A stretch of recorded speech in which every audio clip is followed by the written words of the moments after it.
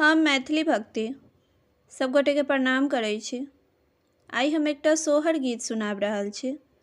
आशा अछि सोहर गीत अहाँ सब आदमी के नीक लागत। सुनू ई सोहर गीत। हमर वीडियो के लाइक, चैनल के सब्सक्राइब सब आदमी कऽ देबै। जय मैथिली, जय भक्ति।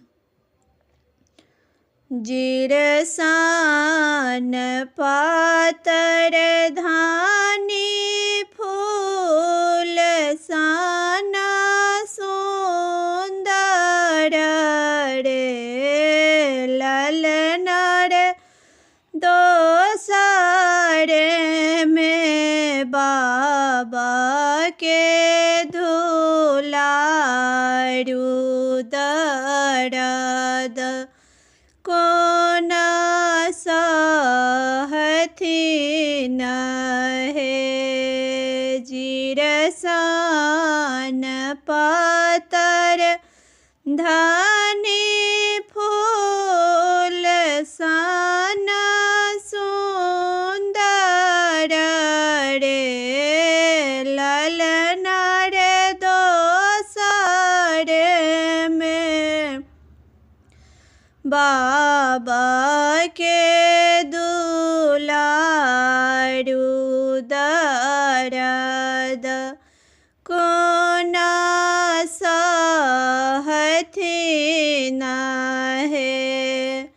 किए लेल बाबा बियाहलन देलनि सासुर घर रे ललनर रहित में बारी कुमारी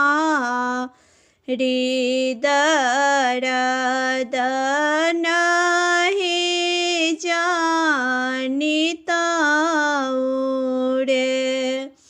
किए लेल बाबा बियाहलन देलनि सासुर घर रे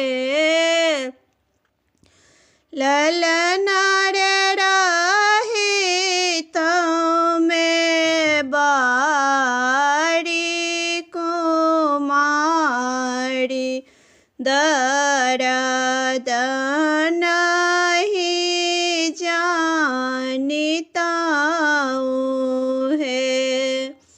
एक बेर देहारी दोसर पर एहारी पर रे ललनर तेसर में होरी लाज नाम लेला सब मन हरषित भेला रे।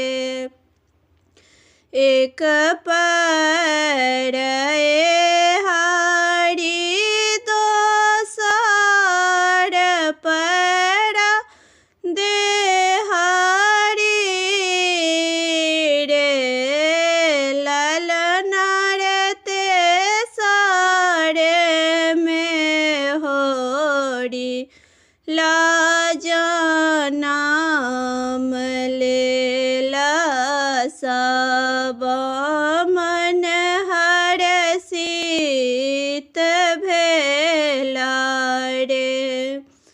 निकलाए बाबा बियाहलन देलनि सासुर घर रे ललनर रहित में बारी कुमारी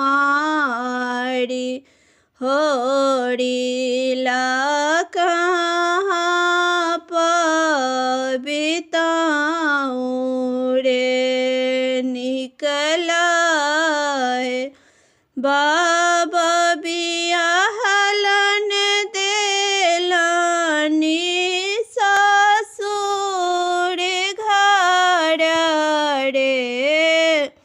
ललना रे रही में बाड़ी कुमारी दौड़िल बा कहाँ पबिताऊ रे जिरसान